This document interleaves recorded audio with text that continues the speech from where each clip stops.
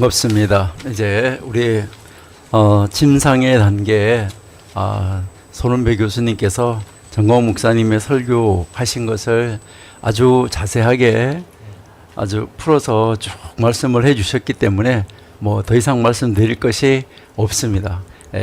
정말 여러분들이 그 말씀대로 우리가 잘 묵상을 해서 우리도 마리아와 같이 또 우리도 온전히 베드로가 성령 세례가 임한 다음에 어떤 고난 속에서도 하나님과 함께 연합을 이루어서 나가는 그러한 신앙의 자리에 서 있는 우리가 되면 참 좋겠습니다. 그래서 오늘 저도 이제 한번 구약 성경하고 또 유대 문헌이나 고대 문헌에서는 침상의 단계를 어떻게 보고 있는가 하는 것을 먼저 한번 살펴보도록 이렇게 하겠습니다.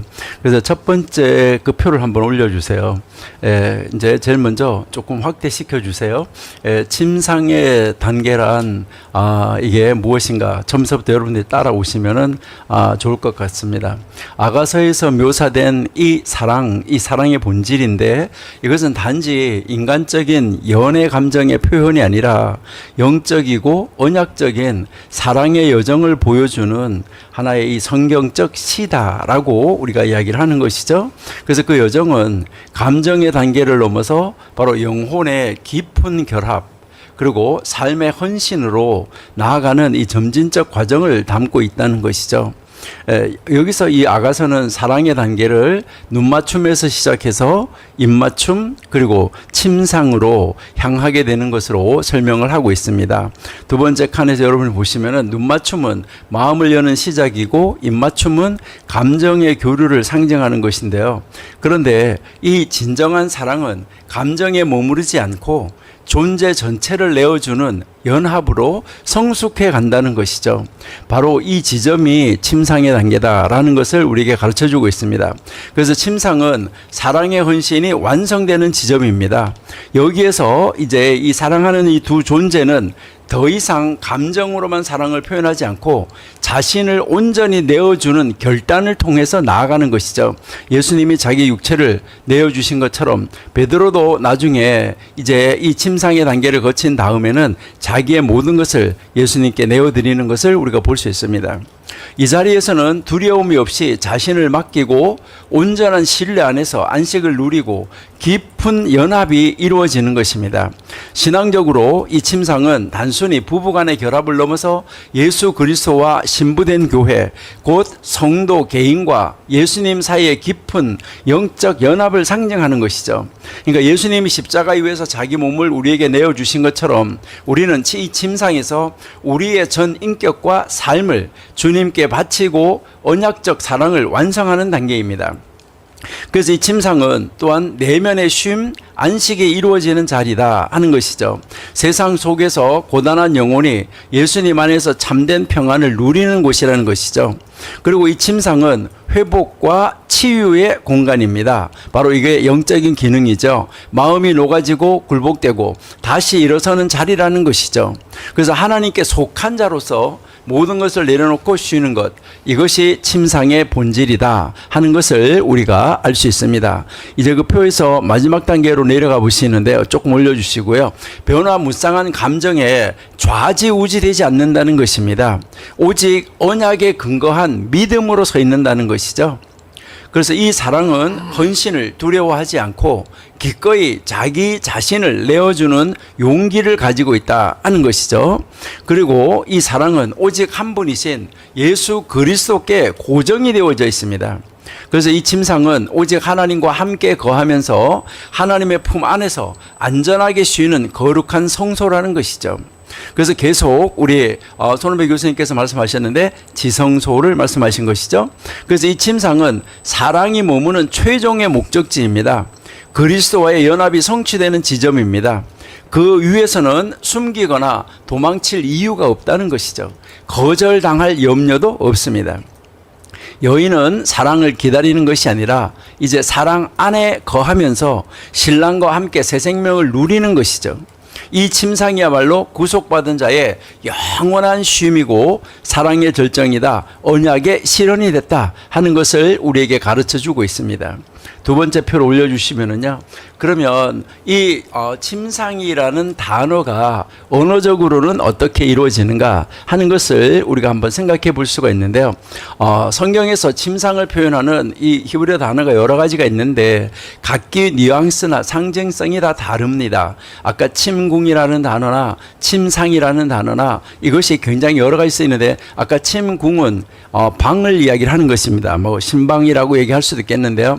여기에서 이 대표적인 단어가 성경에 쓰이는 단어는 대표적으로 세 단어만 한번 보면 에레슈, 미슈카브, 미타인데 미타는 아가서에 나오지 않습니다. 이제 여기에서 우리가 그 에레시라는 그 첫 번째 칸을 보시면은 이것은 왕실의 침상 연합의 완성을 이야기를 하는 것인데 이 에레시는 주로 고급스럽게 꾸며진 침상 이것을 말을 합니다. 그리고 아가서 1장 16절에 우리의 침상은 푸르다라고 말을 했을 때 이 단어가 사용이 됐습니다. 이것은 사랑의 연합이 성취된 기쁨과 안식의 자리 이것을 상징하고 있다는 것이죠. 이 단어가 신명기 3장 11절, 시편 132편 3절, 잠언 7장 16절에서 나오는데 여러분들 읽어보시면 고급 침상이나 아니면 감각적 공간을 표현하는데 아주 좋은 공간을 표현할 때 사용이 됐습니다. 특별히 유대의 문헌 같은 데서는 이 에리시는 왕과 왕비의 결합을 상징하는 언어로 등장하는 그런 단어입니다. 그래서 이제 이것을 메시아와 이스라엘의 연합을 예시하는데 이 단어를 사용하고 있습니다. 이것은 우리 성도와 예수 그리스도 메시아인 예수와의 연합을 상징하는 것과 마찬가지로 해석을 하고 있습니다. 이 단어는 감각적 아름다움과 언약의 성취 그리고 축제적 연합을 동시에 내포하고 있습니다. 두 번째 미슈카브라는 단어는 은밀한 갈망과 성소적 언약의 자리입니다. 바로 이것은 눕다라는 동사에서 온 단어예요. 동침, 쉼, 죽음, 연합 이것을 의미하는 아주 포괄적인 단어인데 아가서 3장 1절에 사용된 단어입니다. 내가 밤마다 침상에서 그를 찾았으나 할 때 이 침상이라는 단어입니다. 아직 연합이 완성되지 않은 상태에서의 갈망, 기다림, 사랑의 진정성을 지금 내포하고 있습니다. 레위기 18장 22절에서는 잘못된 동침, 이것을 미슈카브로 표현을 하고 있습니다. 윤리적 경계를 암시하고 있다는 것이고요. 민수기 31장 17절 18절에서도 생사의 판단 기준을 삼는데 이 단어가 사용됩니다. 그러니까 이 미슈카브라는 이 두 번째 단어는 단순한 잠자리가 아니고 언약이 정당하게 맺어지지 않으면 오히려 부정함이 될 수 있는 위험과 거룩함이 교차하는 자리라는 것입니다. 그러니까요. 정당하지 못하면 부정당하면 죽임을 당할 수도 있는 자리다. 이것을 이야기를 하고 있습니다. 그 유대 문헌에서는 이 단어를 보면 새벽 시간에 하나님의 음성이 침상 위에 여인들 가운데 거하신다 이렇게 말하고 있습니다. 이것은 내면의 깊은 기도와 갈망이 있는 영혼의 이 침상 미슈카브를 상징하고 있습니다. 세 번째 이 미타라는 단어는 이제 가장 일반적인 침대를 말하는 단어입니다. 구약 성경에서 다양한 의미로 사용이 되는데 아가서에는 등장하지 않습니다. 창세기 47장 31절에서 야곱은 침상 머리에서 하나님께 경배하며 죽음을 준비하고 있고요. 열왕기상 1장 47절에서 다윗은 침상에서 솔로몬에게 왕위를 넘겨주면서 죽음과 권위의 전이 넘어가는 것을 이야기를 하고 있습니다. 여기서 우리가 좀 재밌는 것이 하나 있는데 에스더 2장 8절에서 보면 하만이 에스더의 침상에 엎드려 있다가 죽임을 당하는 이런 모습을 볼 수 있는데 우리 한글 성경에는 걸상이라고 되어 있는데 이 단어가 침상이라는 미타라는 단어가 사용이 됐습니다. 바로 이 침상이 잘못 사용될 때 그러니까 그것이 언약 관계에 있지 않은 사람이 그 침대로 오르거나 잘못된 관계로 들어갈 때 이때는 심판과 패망이 이제 죽음이 온다는 것을 가르쳐 줍니다. 그래서 이 미타라는 단어는 신앙, 죽음, 왕권, 예배가 교차하는 상징적 공간으로 인간의 삶의 중요한 전이 지점을 이제 상징하고 있습니다. 자, 그러면 세 번째 도표를 올려주신대요. 좀 키워주세요. 예, 이 성막과 그러면 미슈카브의 성막과 이 미슈카브 아까 두 번째 단어 이제 쓰여졌던 단어인데 아가서 3장 1절에 나오는 단어죠. 오늘 손은배 교수님께서도 계속해서 말씀드렸던 바로 그 지성소에 해당하는 것이죠. 그러니까 하나님과의 거룩한 연합의 자리라는 것입니다. 성막은 하나님의 백성과의 관계를 상징하는 장소이죠. 외적인 구조이자 동시에 내적인 영적 원리를 담고 있는 바로 그 집이 하나님의 집이 바로 이 성막이라는 것인데 오늘 아까 성막 그림을 마지막에 우리 손은배 교수님께서 지난주 또 그 전주 오늘도 이렇게 보여주셨는데 바깥들 성소 그리고 지성소죠. 이 세 구역은 단지 건축적 구획으로 나누어진 것이 아닙니다. 하나님과 인간 사이의 관계의 깊이를 상징하는 계단적 구조다. 이렇게 우리가 볼 수 있습니다. 그래서요, 이제 이 뜰은 성문서, 그리고 이 성소는 선지서, 그리고 이제 그 제란의 지성소는 오경, 이렇게까지도 분류를 하고 있습니다. 지성소는 하나님의 임재가 머무는 가장 깊은 만남의 장소이고 대제사장만이 1년에 한 번 들어갈 수 있는 공간이라고 아까 말씀 들으셨죠. 그곳에는 언약궤가 있고 속죄일에 이스라엘 전체를 위한 대속이 이루어지는 것이죠. 이 지성소는 단절된 인간이 하나님의 임재로 다시 들어가는 길을 상징하는 것이죠. 그 자체가 하나님의 은혜와 거룩함의 절정인데 이 길을 여신 분이 바로 예수님이다. 아까 우리가 손은배 교수님을 통해서 배웠습니다. 이 지성소의 이 기능과 의미는 히브리어 이 미슈카브의 개념하고 아주 밀접하게 연결이 되어집니다. 미슈카브는 단순히 누워있어 잠자는 자리 아니라는 거예요. 거룩한 동침의 자리이고 연합의 자리이고 안식의 공간을 의미합니다. 그래서 이 지성소에서 이루어지는 만남은 바로 이러한 거룩한 연합의 상징으로 하나님과 인간이 존재 전체로 만나는 자리입니다. 하나님과 인간이 온전한 연합을 이룬다는 것이죠. 이 지성소는 또한 생명과 죽음의 경계선에 있는 장소라는 것이죠. 잘못 들어가면 죽는 것이잖아요. 대제사장이 정결하지 않으면 즉시 죽음을 맞이하게 되는 지점이 바로 이 지점이기 때문에 침범할 수 없는 미슈카브의 장소였었다 하는 것이죠. 그렇기 때문에 이 성막 안의 지성소는 거룩과 생명, 정결과 죽음의 극적인 긴장이 공존하는 자리라는 것이죠. 그래서 고대 근동 문헌에서 지성소 안에 이 속죄소 위에서 하나님과 이스라엘이 대면한다고 말하고 이것은 마치 신랑과 신부가 커튼 안에서 그러니까 커튼이 쳐져 있는 방 안에서 은밀하게 만나는 혼례를 상징적으로 해석하는 것이다 라고 이야기를 합니다. 그래서 이스라엘의 그 혼례식을 여러분 한번 꼭 보셔야지 돼요. 그 만남의 장소가 곧 미슈카브의 연장선상 여기에 있다는 것이죠. 이러한 지점에서 바로 이 침상은 단순한 육체적 그 쉼의 자리가 아니라 영혼이 하나님 앞에서 벌거벗은 채로 나아가는 자리라는 것이죠. 하나님의 품 안에서 쉬는 깊은 연합의 상징으로 해석되는 것입니다. 그렇기 때문에 여기에 이 3장 1절의 미슈카브는 거룩한 침상으로서 성도와 하나님 사이의 언약적 연합이 실제적으로 이루어지는 성소라는 것입니다. 이제 이 미슈카브가 바로 예수 그리스도 안에서 완전하게 실현됐다 하는 것을 우리가 알 수 있어요. 예수님이 우리 가운데 장막을 치셨다라고 요한복음 1장 14절에서 이야기하고 있죠. 아래서 두 번째 칸에 있습니다. 그 다음에 고린도전서 6장 16절에서 성령을 통해서 우리 안에 하나님의 영이 거하신다라고 말씀을 하셨죠. 그래서 우리는 하나님과 함께 예수님과 함께 거하면서 안식하는 영적 성소, 거기가 지성소고 거기가 바로 침상이라는 것이죠. 네 번째 거 한번 올려주세요. 네 번째 표요. 여기에서 보시면 예수 그리스도 안에서 성취가 된다라고 아까 우리 손은배 교수님 말씀하셨는데 이 성막과 침상의 완전한 실현인 것이죠. 성막의 실현이 예수님을 통해서 이루어졌다는 것인데 성막의 구조와 이 지성소의 상징 그리고 이 침상이라는 것은 예수 그리스도의 오심으로 완전하게 성취가 되어진 것이죠. 구약의 성막은 하나님이 인간과 함께 거하시기 위한 임시적 공간이었습니다. 그런데 신약에 이르러서 예수님께서 이제 친히 장막을 입고 이 땅에 오셨다. 바로 우리 안에 장막을 치신 존재다 하는 것이죠. 4-1 걸 한번 보세요. 이제 4.1 읽고 여기서 요한복음 1장 14절에서 말씀이 육신에 대해 장막을 쳤다고 이야기하는데 여기에 말씀이 육신에 대해 우리 가운데 거하심에라고 이야기를 하는데 이 거하심에라는 단어가 헬라어로는 물론 스케노예요.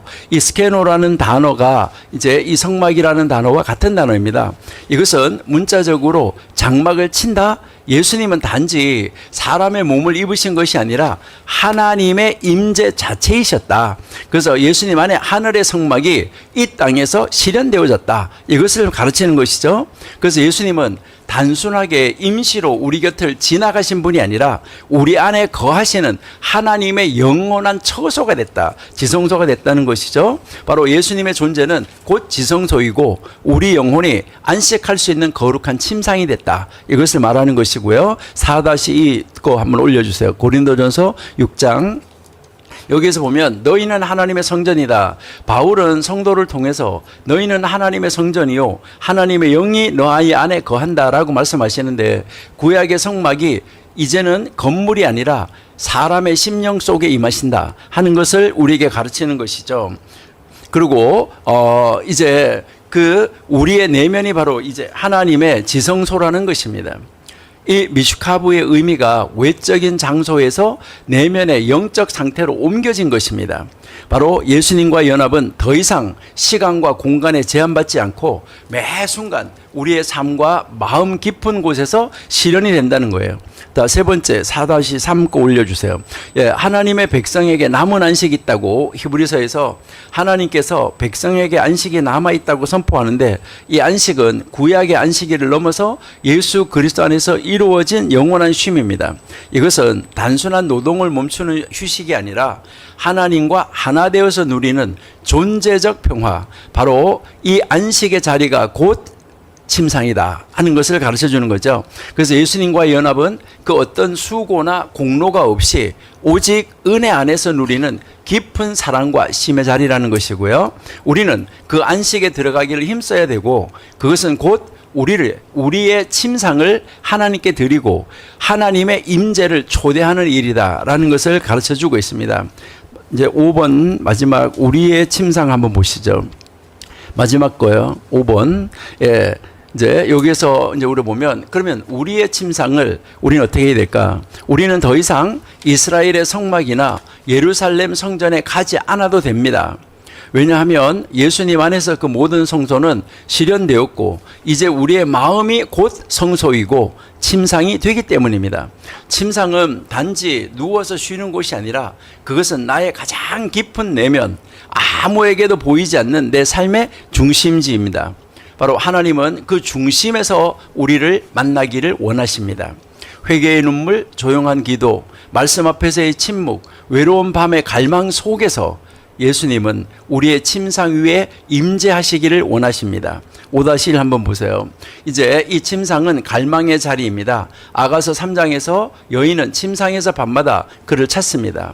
주님과의 깊은 교제를 사모하는 영혼은 언제나 그분을 갈망하고 기다리는 것이죠. 그 침상은 주님 없이는 채워질 수 없는 공간이고 이 갈망은 영혼의 진정성을 드러내는 것입니다. 5-1을 보세요. 아가서 1장 16절에서 이 침상은 연합이 성취된 자리로 나아가는 것이죠. 예수님과의 사랑이 더 이상 예수님이 없는 부재가 아니라 현존이 되고 그분과 하나 되어 누리는 쉼과 기쁨이 있는 것입니다.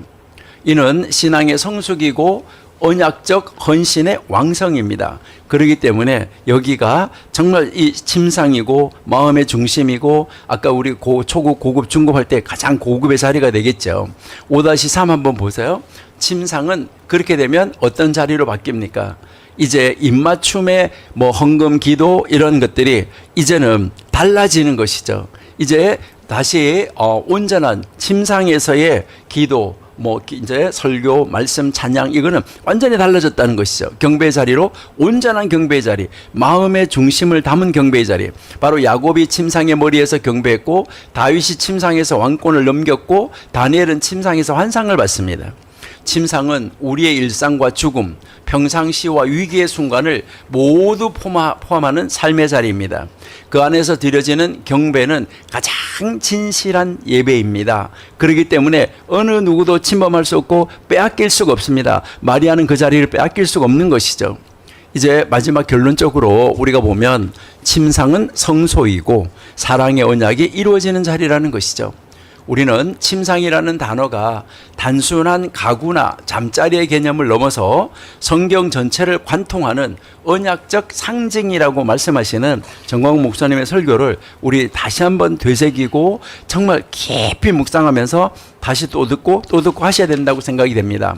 바로 이 미슈카브 침상은 갈망 속의 침상, 기다림과 기도의 자리입니다. 바로 에르시라는 이 침상은 언약이 성취된 침상, 사랑의 기쁨이 흐르는 공간입니다. 아가서에서는 이 두 단어가 사용이 되고 있습니다. 그러나 성경 다른 데서 사용되는 미타라는 단어는 삶과 죽음, 권위와 경배가 교차하는 인생의 마지막 침상이기도 합니다. 여러분, 침상은 감정의 중심이 아니라 존재의 중심에서 이루어지는 연합입니다. 존재적 연합입니다. 그것은 하나님께 자신을 내어놓는 자리고 하나님이 우리 안에 임재하는 공간입니다. 예수님은 우리의 침상 위에 임하시기를 원하십니다. 거기서 우리를 만나시고 안식하게 하시며 우리를 회복시키십니다. 그러므로 오늘도 우리의 내면 깊은 곳에서 거룩한 침상을 마련하시는 여러분이 되시기를 바랍니다. 그리고 그 자리에 예수님을 초대하십시다. 예수님은 반드시 오셔서 우리 안에 거하실 것입니다. 그 침상이 곧 지성소이고 사랑의 언약이 성취되는 자리이기 때문입니다. 우리의 침상은 푸릅니다. 그 침상 위에서 우리는 사랑하고 사랑받으며 예수님과 하나 되어 영원한 안식과 연합을 누리는 자리로 나가도록 인도하시는 우리 정광훈 목사님의 이 아가서 설교를 듣고 또 듣고 되새김질 하면서 진정한 그 최고의 그 침상의 단계 자리로 나아가시는 여러분 우리가 다 되면 좋겠습니다. 감사합니다.